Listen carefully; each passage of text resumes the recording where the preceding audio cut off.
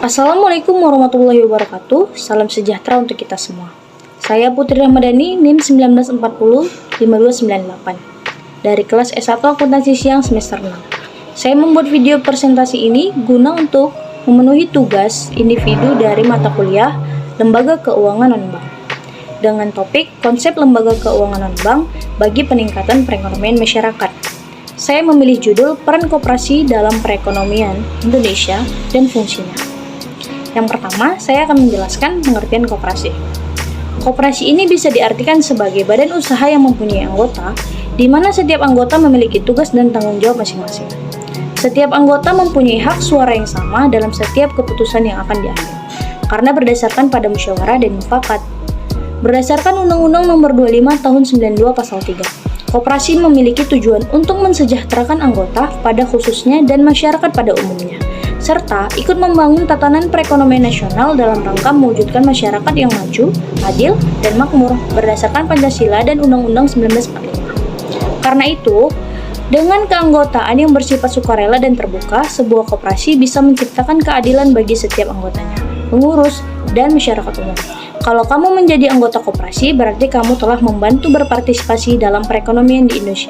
Selain itu, kamu juga bisa mendapatkan beberapa keuntungan yang bisa langsung kamu rasakan saat melakukan kegiatan di koperasi. Yang kedua, peran koperasi dalam perekonomian di Indonesia. Ada beberapa peran. Yang pertama, mengembangkan kegiatan usaha masyarakat. Contohnya, koperasi yang bergerak dalam bidang usaha pengadaan alat-alat pertanian yang dibutuhkan oleh para petani.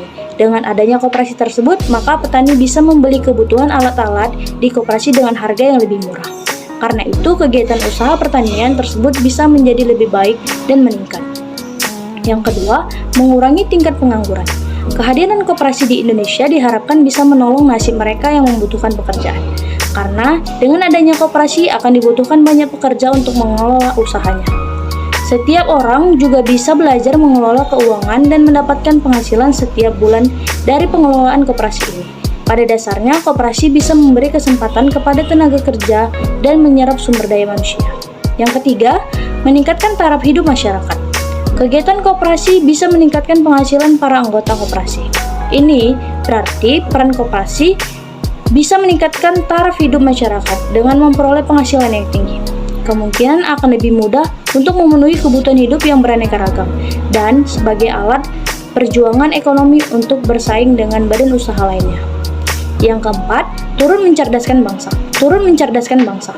Usaha koperasi bukan hanya kegiatan di bidang material atau jasa saja, tapi juga mengadakan kegiatan pendidikan terhadap para anggotanya.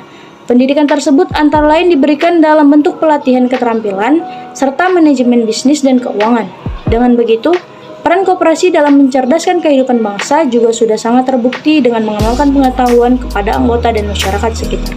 Yang kelima, membangun tatanan perekonomian nasional. Koperasi sebagai salah satu ratna di perekonomian bangsa dan dikembangkan oleh pemerintah. Perlu dikembangkan bersama kegiatan usaha lainnya. Dengan membedakan koperasi berarti juga bisa memberdayakan masyarakat yang pada akhirnya akan mampu memberdayakan perekonomian nasional. Materi berikutnya kontribusi koperasi untuk PDB dalam negeri. Sejatinya, peran koperasi dalam perekonomian Indonesia dibuktikan dari peningkatan produk domestik bruto atau PDB, koperasi terhadap PDB secara nasional. Berdasarkan data yang dirilis oleh Kementerian Koperasi dan Usaha Kecil Menengah, tercatat PDB koperasi berhasil menyentuh angka 4,48% di tahun 2017 lalu. Angka ini meningkat secara tajam karena tahun 2014 PDB koperasi terhadap PDB nasional hanya berkisar di angka 1,71%. Berikutnya, fungsi koperasi di masyarakat. Berdasarkan Undang-Undang Nomor 25 Tahun 92 tentang perkoperasian, ada beberapa fungsi koperasi bagi masyarakat dan negara, yaitu meningkatkan kemampuan ekonomi masyarakat dengan membangun dan mengembangkan potensi dan kemampuan ekonomi anggota pada khususnya masyarakat pada umumnya, untuk nantinya meningkatkan kesejahteraan ekonomi dan sosialnya. Yang kedua, meningkatkan kualitas hidup. Koperasi berperan secara aktif dalam upaya meningkatkan kualitas kehidupan anggota dan masyarakat di sekitar yang membutuhkan. Yang ketiga, ketahanan perekonomian nasional. Koperasi bisa memperkokoh perekonomian rakyat sebagai dasar kekuatan dan ketahanan perekonomian nasional, dengan koperasi sebagai guru utamanya. Yang terakhir berdasarkan kekeluargaan. Salah satu fungsi koperasi yaitu mewujudkan dan mengembangkan perekonomian nasional yang merupakan usaha bersama berdasar atas asas kekeluargaan dan demokrasi ekonomi. Yang berikutnya jenis-jenis koperasi. Koperasi terdapat beberapa jenis, antara lain koperasi produksi, koperasi konsumsi, dan koperasi simpan pinjam. Sekian video presentasi dari saya, lebih dan kurangnya saya mohon maaf.